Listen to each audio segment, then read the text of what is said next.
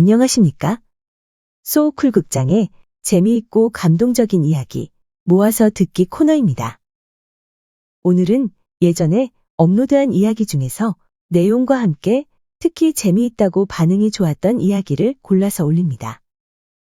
북두칠성이 된 과부의 7 아들, 귀신과 죽음을 각오하고 싸워서 마침내 죽은 남편을 다시 살린 부인, 그리고 해인사에서 스님들을 깔보다가 어린 행자에게 한 방 먹은 박문수, 3편을 모아봤습니다. 구독과 좋아요 그리고 알람 설정 부탁드립니다. 재미있고도 좋은 글로 보답하겠습니다. 첫 번째는 북두칠성이 된 과부의 7 아들 이야기입니다. 옛날 옛적 신라시대에 어떤 가난하고 늙은 과부가 7 아들을 데리고 경주 남천 근처에서 살고 있었습니다.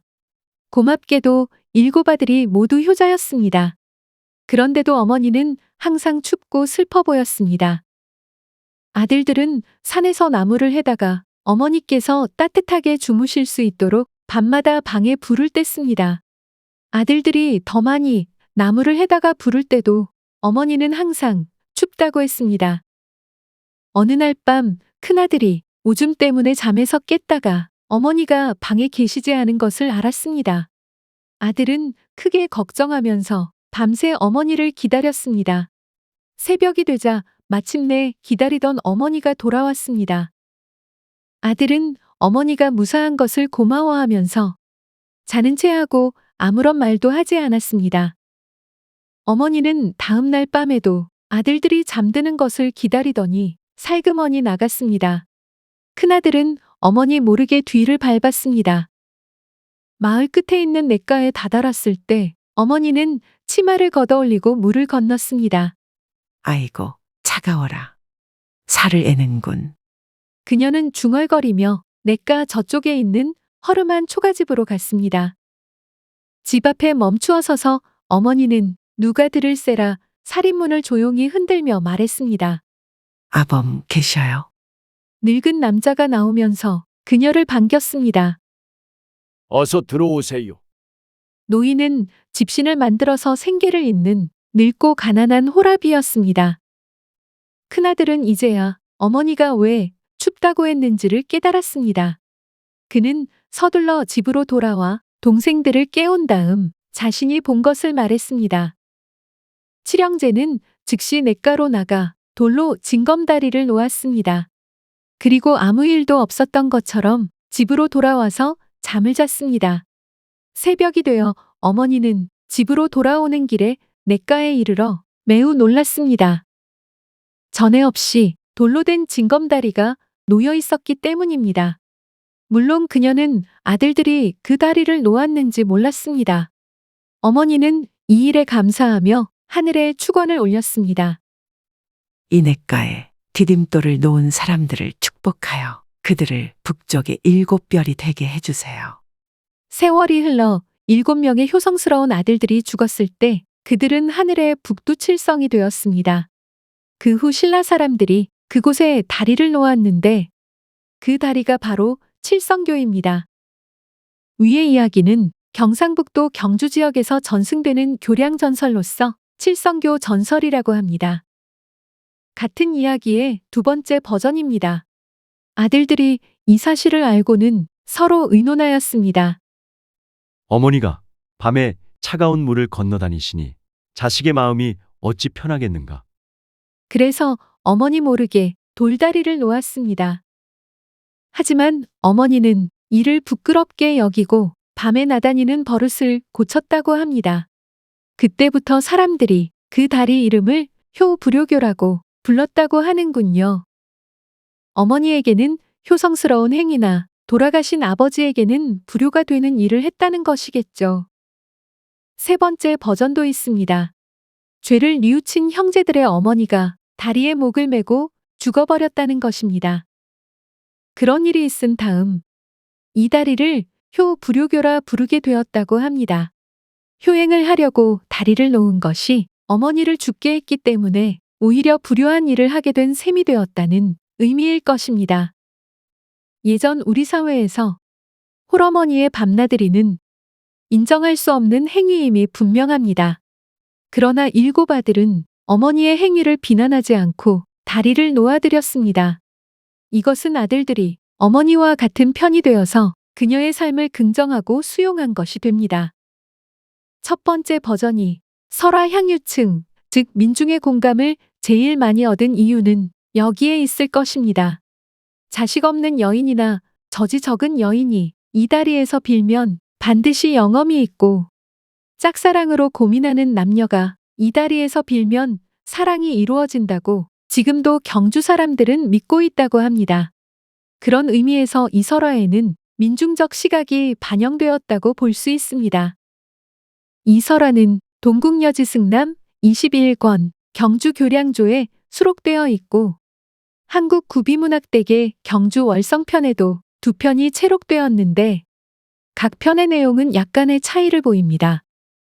오늘 소개한 내용은 동국여지 승남의 기록입니다. 다리는 경북 경주시 인왕동에 있었던 신라 시대의 사적입니다. 다리는 신라 경덕왕 19년에 건설되었는데 길이가 최소 55m, 상판 너비는 최소 12m, 교각 높이만 해도 5.5m에 달하는 초대형 돌다리였음이 확인됐습니다. 두 번째는 귀신과 죽음을 각오하고 싸워서 마침내 죽은 남편을 다시 살린 부인 이야기입니다. 옛날 조선시대에 백흑제라는 젊은 한량이 살았습니다. 그는 친구들과 더불어 바깥을 쏘다니며 놀기만 좋아할 뿐 집안 살림에는 전혀 관심이 없었습니다. 아내의 씨가 바느질품, 빨래품을 팔아서 겨우 생계를 이어나갔습니다. 부인의 친정은 내로라 하는 부자였습니다만 이 씨는 그쪽으로는 고개도 돌리지 않았습니다. 가장이 있어도 없는 것과 마찬가지니 지붕의 초가를 몇 년이나 잊지 못해 낮에는 해가 밤에는 달과 별이 그대로 보였습니다. 그녀는 새벽에 일어나면 제일 먼저 간절하게 부처님에게 기도하였습니다. 부처님, 우리 집 가장 주색 잡기는 이제 좀 그만 즐기고 책을 좀 읽게 해주십시오. 백성들이 너무 불쌍합니다. 그런 다음 매일 1시간씩 법화경을 사경했습니다. 하루는 보통 때처럼 바깥을 헤매다가 저녁 때가 다 되어 보리죽이나마 얻어먹으려고 등허리에 붙은 배를 움켜쥐고 집으로 돌아왔을 때 아내가 무언가 덩어리진 것을 먹고 있었습니다. 고기다. 백극제의 눈이 번쩍 뜨였습니다. 남편이 들어오는 것을 보자 아내의 씨는 서둘러 무릎 아래로 그것을 숨기고는 말했습니다. 이제 오십니까? 배고프겠습니다. 얼른 씻고 저녁 드십시오. 저녁에는 고기 반찬을 먹겠구나. 라고 생각한 극제가 한쪽에 차려져 있는 개다리 소반의 밥상보를 잽싸게 벗겼습니다. 그런데 보이는 것은 간장이 들어있는 종지 하나와 늘 먹던 보리죽 한 그릇뿐이었습니다. 극제가 아내에게 캐물었습니다. 여보, 당신 방금 무얼 먹었소? 아내는 대답했습니다. 아무것도 먹지 않았습니다. 보리 부은 극제가 재차 물었습니다. 무릎 아래 숨기고 있는 것은 무엇이오? 아내가 대답했습니다. 아무것도 숨기지 않았습니다. 아내의 대답을 듣고 부하가 머리끝까지 치민 극제가 말했습니다. 내가 눈으로 직접 봤소. 마당에서 보니 고기를 먹고 있었소. 내가 방으로 들어오자 치마 밑으로 감추었잖소? 하늘 같은 가장에게 어떻게 이럴 수가 있소? 극제의 말에도 불구하고 아무 대꾸 없이 아내는 바느질을 계속했습니다. 극제는 아내의 치마폭을 열어젖히고는 무릎 아래 감추었을 고기를 찾았습니다. 그러자 이 씨는 어쩔 수 없이 무릎 아래에서 주섬주섬 빨랫감 보따리를 꺼냈습니다. 서방님, 이것은 그저 빨랫감일 뿐입니다. 아내는 미안한 듯이 고개를 숙이고 입을 열었습니다. 바느질을 오늘 안으로 끝내야 내일 품삯을 받습니다. 집에 먹을 것이라고는 아무것도 없었습니다. 그러니 오늘 바느질을 끝내지 못하면 내일부터 가장을 굶겨야 합니다.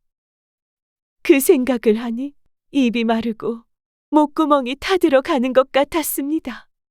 아침부터 먹은 것이 아무것도 없어서 아래로부터 신물이 올라왔습니다. 그래서 빨랫감에 물을 묻혀 남아있는 풀기를 핥으면서 허기를 속이는 중이었습니다. 순간 극제는 벼락을 맞은 것 같았습니다. 그는 깨달았습니다. 밥상 위에 있는 보리죽은 아내의 아침이었다는 것을. 이 천하의 몹쓸 놈. 그러고도 내가 남자고 하늘 같은 가장이냐? 극제가 부인에게 잘못을 빌려고 무릎을 꿇자 이 씨가 남편의 행동을 말렸습니다. 옥신각신하는 중에 서로의 몸이 닿았습니다. 그러자 부부는 서로 부둥켜 안고 살게 울었습니다. 다음 날부터 극제는 다른 사람이 되었습니다. 바깥으로 나도는 대신 주야장천 책을 읽었습니다. 그러다가 장날이 되면 양반이라는 것을 잃어버린 사람처럼 일꾼처럼 차려입고 장에 가서 막일했습니다. 그렇게 해서 번 돈을 한 푼도 빼지 않고 아내에게 가져다 주었습니다. 그렇게 보내기 어언 3년. 마침내 과거에 급제하였습니다. 1396년 백극제는 경북 울진 현감으로 임명되어 떠났습니다. 그런데 하늘도 무심하시지. 임지로 내려가는 도중 병에 걸리더니 부임한 지 3개월 만에 갑자기 세상을 떠나고 말았습니다. 부인이 씨는 너무나도 안타깝고 슬퍼서 남편을 위해 부처님께 기도드리고자 했습니다. 고을의 관리에게 울진 지방에 기도를 올릴 만한 절이 어디 있는지 물어보니 그 관리가 이렇게 얘기했습니다. 서쪽에 적당한 절이 있는데 불영사라 합니다. 전각이 아주 오래되었습니다. 안에 모셔진 불상도 영험하고 주지스님도 덕이 높기로 인근에 소문이 자자합니다. 부인이 이 말을 듣고 즉시 상여를 불영사 탑 앞에 옮기도록 하고는 부처님 앞에 분양하고 빌었습니다. 제 지하비를 부디 극락왕생하게 해주십시오. 법당에 꿇어앉아 기도하다가 무슨 생각이 들었는지 기도 내용을 바꾸었습니다. 아닙니다. 여기서 끝낼 수 없습니다. 제 남편은 기필코 다시 살아 돌아와야 합니다. 부처님, 차라리 제 목숨을 거두고 대신 제 남편을 살려주십시오. 이 시부인은 지극한 마음으로 밤낮을 잊고 3일 동안 기도를 올렸습니다. 3일째 되던 날 너무 울다 지쳐서 자기도 모르게 설핏 잠이 들었는지도 모르겠습니다. 비몽사몽간에 내 남편 극제는 나와 지난 9생에 걸친 원수다. 그래서 어느 생이라도 백극제가 즐거움을 누린다고 여겨지면 내가 나타나서 회방을 놓고 그놈의 목숨을 거두었다. 그런데 내가 왜 나서서 방해질이냐? 안 됩니다. 차라리 나를 데리고 가시오. 우리 주인은 앞으로 할 일이 태산 같은 분이요. 저 불쌍한 백성들을 어쩔 것이오. 나를 잡아가시오. 부인은 귀신의 멱살을 잡고 흔들며 울부짖었습니다. 그렇게 신랑 이야기를 몇 시간이나 하였습니다. 지독하다 해도 이렇게 지독한 여자가 다 있었나? 내가 졌다. 두 손 완전히 들었다. 안심해라. 이제는 떠난다. 잘 먹고 잘 살아라. 예전에 내가 매일 새벽마다 부뚜막에서 법화경 사경한 것을 부처님이 다 알고 계신다. 그러니 난들 어찌하겠느냐? 우리의 9생에 걸친 원수를 내가 풀었구나. 그대의 간절한 믿음에 부처님이 감응하셨으니 어찌하랴? 나는 인제 간다. 말을 마친 원기가 하늘로 떠오르는가 싶더니 연기처럼 사라졌습니다. 깜짝 놀라 일어나 보니 꿈이었습니다.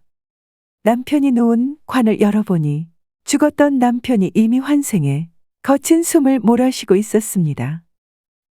부부는 환생의 기쁨으로 탑 앞에 있는 요사를 환희료, 금당을 환생전이라 부르고 중수에 온 정성을 다했습니다. 그러고 나서 묘법 연화경 7권을 금물로 사경해 불용사 절에다 바치면서 부처님의 은혜를 되새겼습니다. 이극재는 부인 이씨를 평생 용궁의 공주처럼 받들었습니다. 그럴 때마다 부인은 웃으면서 말했습니다. 제가 아니라 백성을 받들어야 합니다. 그렇게 하기로 제가 부처님과 약속했습니다. 백극제가 울진 현감으로 제수된 지 3개월 만에 홀연급서하였다. 부인이 씨가 이 근처에 기도처가 없는지를 물으니 하나전이 불영사가 있다고 하였다. 부인은 속히 수레에 관을 싣고 분향하게 하고 불전에서 울며 사흘 밤낮 기도할 즈음 갑자기 남편이 환생하니 불당의 사람들이 모두 기뻐하였다. 이에 불전을 환생전이라 하고 금자로 묘법연화경 7축을 써서 부처님의 은혜를 받들어 감사하였다고 한다. 위의 글은 환생한 지 불과 12년 만인 1408년에 경북 안동의 판관 벼슬을 했던 이문명이 지었습니다. 따라서 백극제란 인물이 실존했던 것은 사실인 것 같습니다. 하지만 아쉽게도 환생전기에 나오는 것 외에는 달리 행적을 알 수가 없습니다. 그를 광산 백선생이라 언급한 것으로 보아 본관이 광산 곧 광주 백시라는 사실 정도만 알 수 있을 뿐입니다. 울진군지를 찾아보면 조선이 건국한 지 2년 뒤인 1396년에 백모현령의 부임 사실이 간략히 기재되어 있습니다. 이 사람이 백극제일 가능성이 매우 높습니다.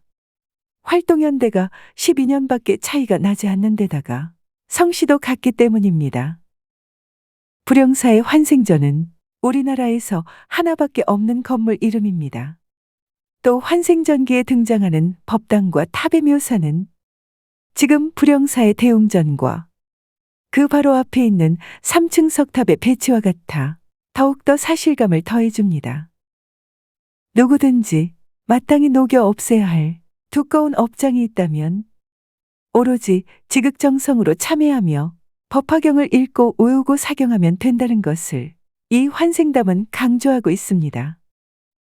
환생전이란 명칭이 황화실로 바뀐 시기는 확인하기 어려우나 명칭이 바뀐 시점에서 이 현판을 걸었을 가능성이 큽니다. 조선 후기 김창읍이 울진산수기를 쓸 때까지도 환생전으로 기술한 점에서 본다면 황화실로 명칭을 바꾼 시점은 적어도 그 이후가 될 것으로 추정됩니다.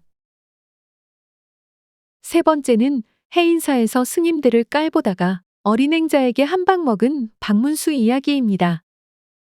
박문수라고 하면 우리는 암행어사를 생각합니다. 조선시대에 수많은 암행어사가 있었을 것입니다. 하지만 박문수 외에 우리는 어떤 암행어사도 제대로 기억하지 못합니다. 왜 그럴까요? 아마 박문수가 서민의 벗이었기 때문일 겁니다.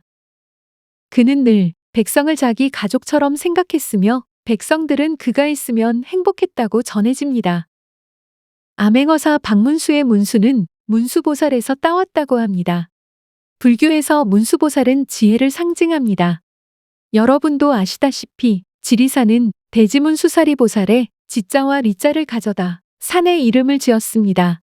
물론 문수보살이 중생을 제도하기 위하여 갖가지 다른 몸으로 나타나기 때문에 지혜로운 이인이 많이 계시는 산이란 뜻으로 지리산으로 적는다고도 합니다. 박문수의 탄생 설화에 의하면 박문수의 집안에서는 늦게까지 자식이 없었다고 합니다. 그래서 박문수의 모친이 100일 동안 인근 사찰의 스님들을 모셔와서는 매일 공양을 대접했다고 하는군요.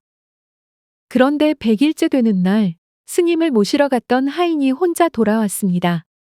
부인이 이유를 물으니 하인이 손을 내저으면서 말했습니다. 전에 가보니 스님이 딱 한 사람 있었는데 안타깝게도 문둥병 환자였습니다. 그러자 박문수의 모친이 하인을 꾸짖었습니다. 이 사람아, 스님을 모셔오라고 했지. 누가 문둥병 여부를 살피라고 했는가? 하인이 다시 가서 얼굴이 문드러진 문둥병 걸린 스님을 모셔오자 어사에 모치는 정성껏 스님께 공양을 올렸습니다. 그 스님은 아무 말도 없이 공양을 다 드시고 고름을 흘리면서 절로 돌아갔습니다. 그날 저녁 부인이 꿈을 꾸었는데 희한하게도 대문 밖에서 고름이 연꽃으로 변하고 스님이 문수보살로 변하여 하늘 저쪽으로 사라지더라는 것입니다.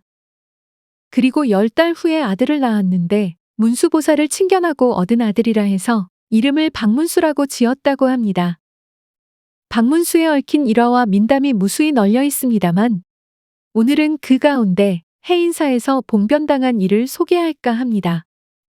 어느 해 박문수가 합천군수로 부임해 갔을 때의 일입니다. 합천의 원래 지명은 좁은 내라는 뜻의 협천이지만 읽기는 합천으로 읽는다고 합니다. 이 지역이 온통 험준한 산과 좁은 계곡으로 둘러싸여 있어 아마 그럴 것입니다. 때는 조선시대 8천민 계급 중에 하나였던 불교는 그렇게 좋은 대접을 받지는 못했습니다. 조선의 사대부들은 불교를 멸륜 해국의 사교라고 배척했습니다. 멸륜이란 인륜을 망친다는 뜻이니 결혼하지 않는 것을 말함이고 해국이란 나라를 해롭게 한다는 뜻이니 일을 안 하고 세금도 안 내며 군대도 안 간다는 뜻입니다. 박문수도 사대분이 그렇게 생각했겠죠. 물론 모친을 생각해서 그러지 않았을지도 모르죠. 지금 우리로서는 알 수 없습니다만 우리나라 제1가는 절 중의 하나인 합천 해인사에는 신라 말기의 대학자이자 문장가인 최치원과 관련된 전설이 있습니다. 최치원이 짚고 다니던 지팡이를 말려내 이곳에 꽂으며 내가 살아있다면 이 지팡이도 또한 살아있을 것이다. 라는 말을 남기고 가야산 홍유동 계곡으로 표현이 사라졌다는 이야기입니다. 그 후에 이 지팡이에서 um이 돋아나 자라 지금의 해인사 학사대 전나무가 되었다고 합니다. 안타깝게도 그 전나무는 2019년 태풍 링링의 영향으로 부러졌습니다. 최치원을 흠모하던 박문수는 나를 잡아 미복으로 해인사를 방문하기로 했습니다. 해인사로 올라가는 길은 산이 높고 골이 깊어 풍광이 참 좋습니다만 무척 힘든 여정입니다. 한창 땀을 뻘뻘 흘리며 올라가는데 계곡 시냇물 사이로 무언가가 떠내려오고 있었습니다. 그게 무엇인가 하고 보니 콩나물이 몇 가닥 떠내려오는 것이었습니다. 박문수는 그 모습을 보고 속으로 쯧쯧하고 혀를 찼습니다.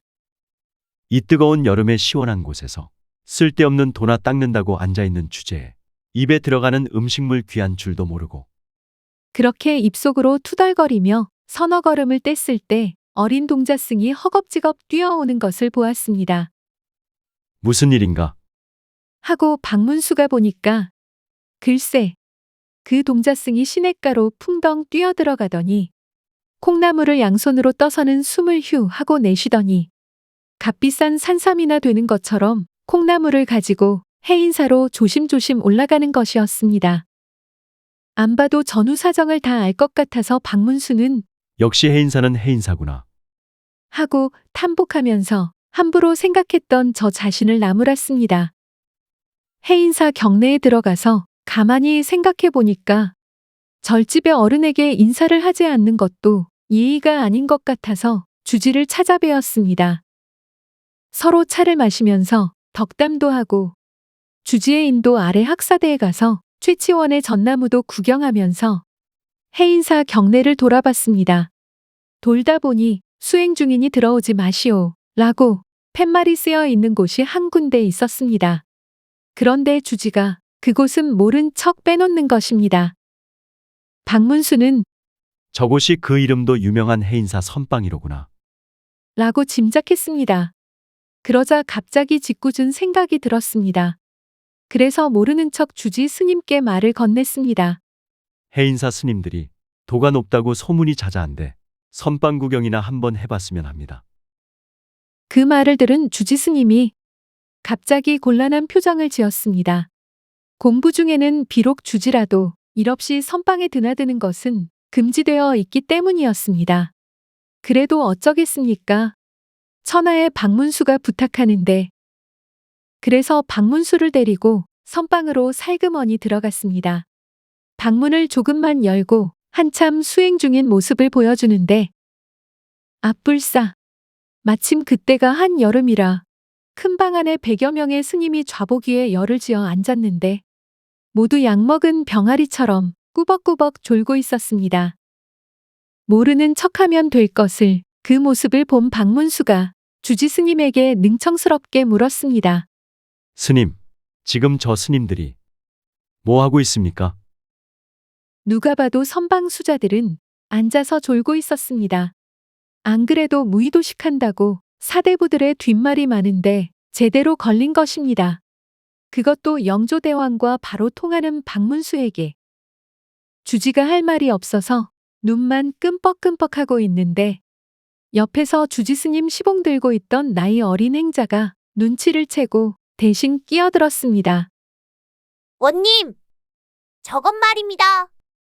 우리 스님들이 사방 공부와 팔방 공부를 다 끝내고 이제 시방으로 가는 마지막 남은 상하 양방 공부를 하느라고 위로 쪼고 아래로 쪼고 하는 겁니다. 어린 행자의 말을 들은 박문수의 입에서 탄식이 나왔다고 합니다. 천하제일도량 해인사라는 말이 과연 틀린 말이 아니었구나. 이때부터 박문수는 어디에 가서라도 불교를 비방하는 이야기가 나오면 해인사의 콩나물 몇 가닥을 따라 십리 넘어 개우를 쫓아온 어린 스님과 선방에서 자기에게 멋있게 한 방 먹인 행자 이야기를 빼놓지 않았다고 합니다. 참고 문헌과 자료 출처는 따로 읽지 않겠습니다. 참고하시기를 바랍니다.